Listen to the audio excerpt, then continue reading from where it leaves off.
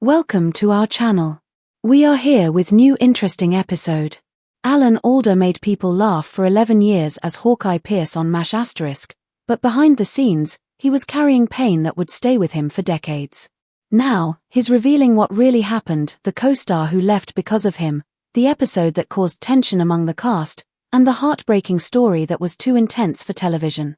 This is the untold story of MASH star. Alan Alda was born on January 28, 1936, in New York City. His full name was Alfonso Joseph D'Abruzzo. His father, Robert Alda, was an actor and singer, while his mother, Joan Brown, had once won a beauty pageant. From the beginning, Alan's life was connected to show business. His father performed in vaudeville and burlesque, so Alan spent much of his childhood backstage, watching comedians, dancers, and musicians perfect their craft. It was an exciting world, but it was also unpredictable. His father's work required constant travel, making family life unstable. When Alan was 7 years old, he faced a serious health challenge.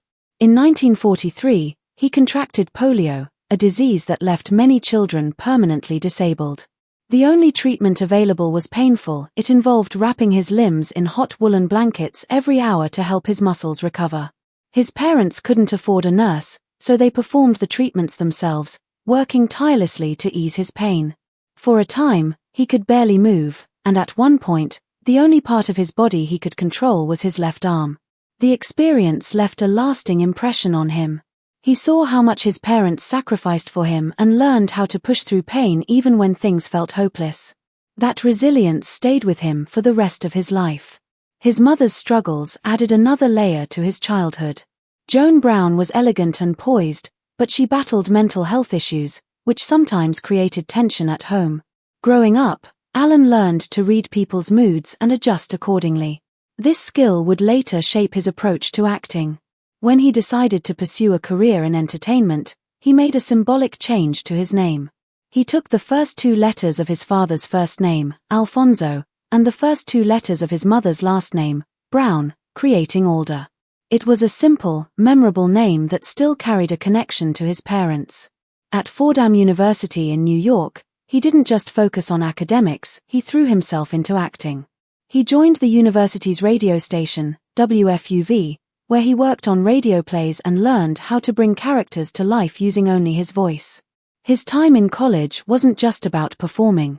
During his junior year, he studied in Paris and acted in Rome, which exposed him to different styles of theater and deepened his understanding of storytelling.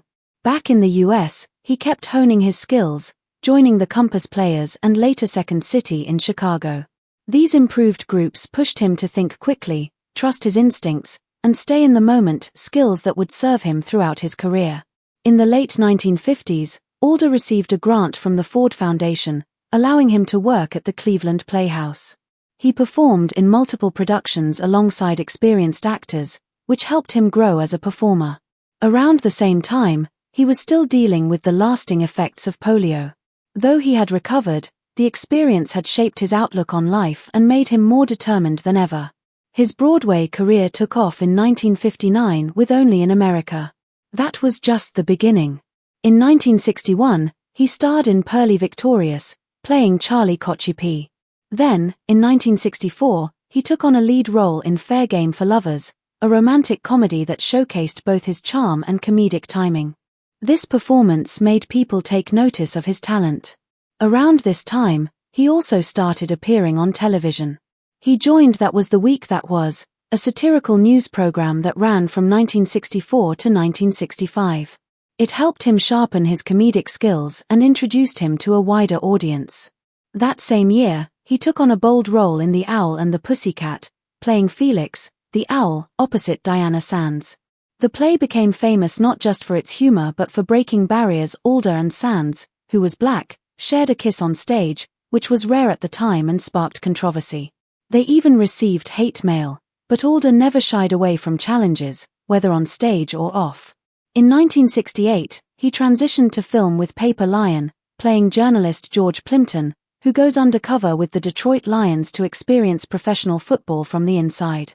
The role allowed Alda to balance humor and drama, working alongside real-life football players like Alex Karras and Joe Schmidt.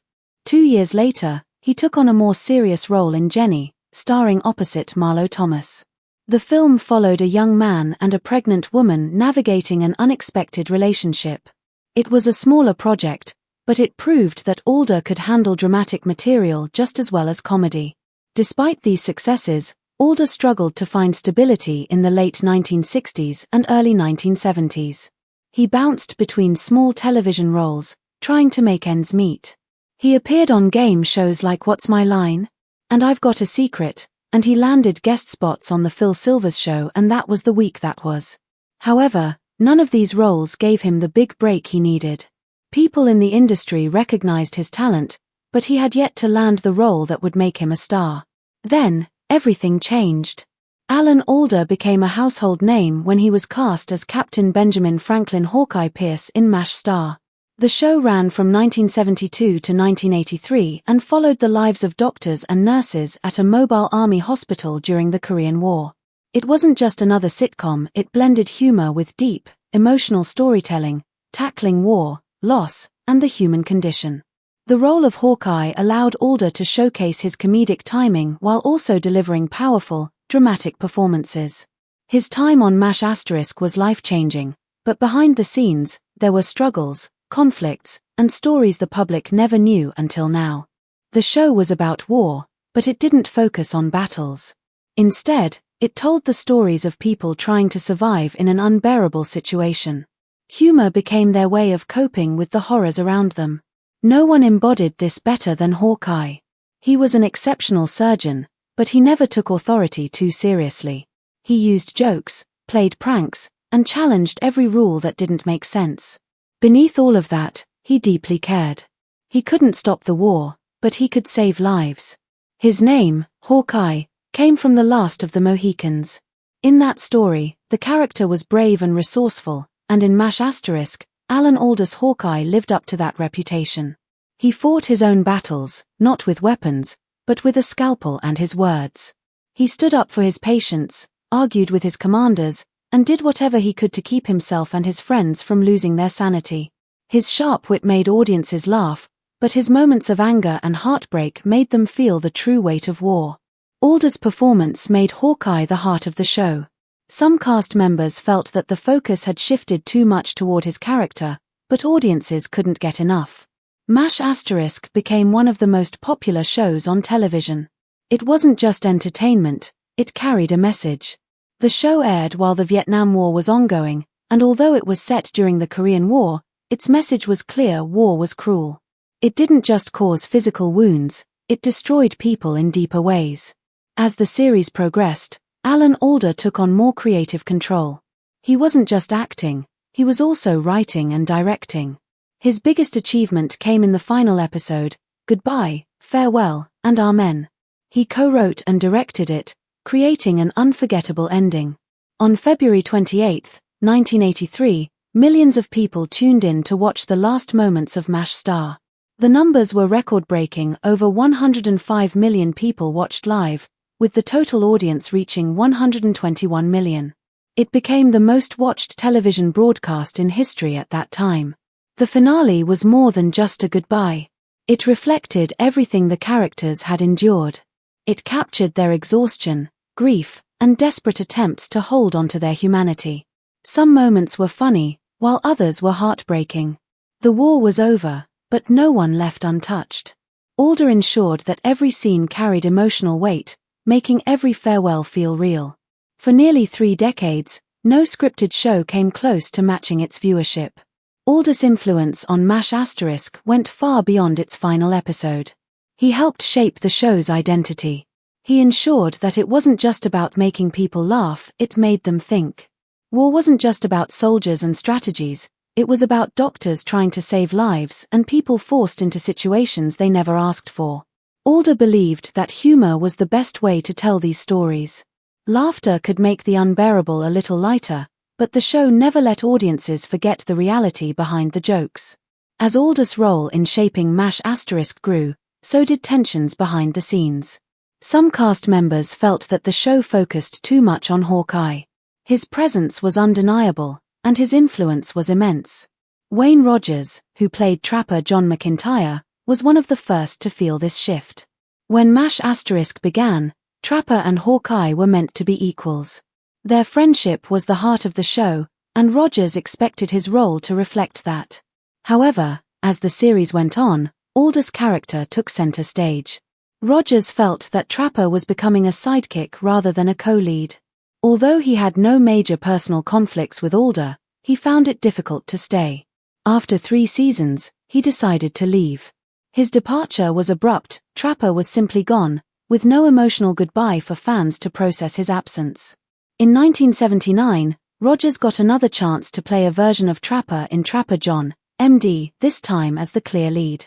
Meanwhile, MASH** introduced a new character, BJ Honeycutt, played by Mike Farrell.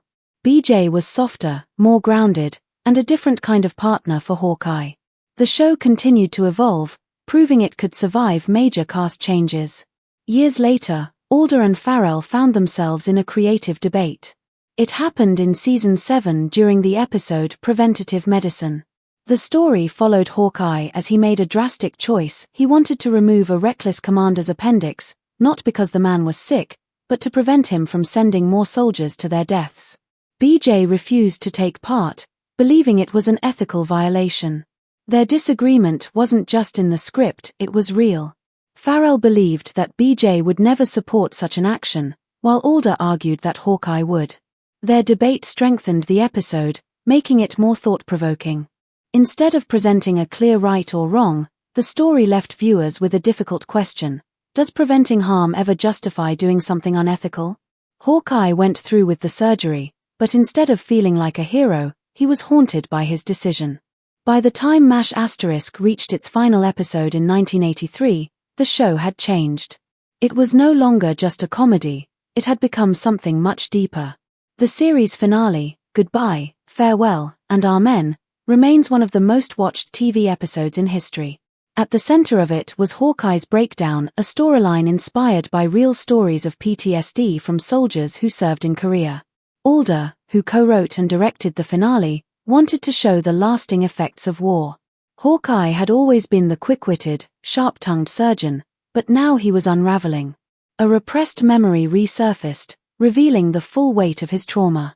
At the time, PTSD wasn't widely understood, and many veterans suffered in silence. MASH** brought the issue into the spotlight. When MASH** ended in 1983, Alan Alda didn't slow down. After spending over a decade playing Hawkeye, he was ready for new challenges.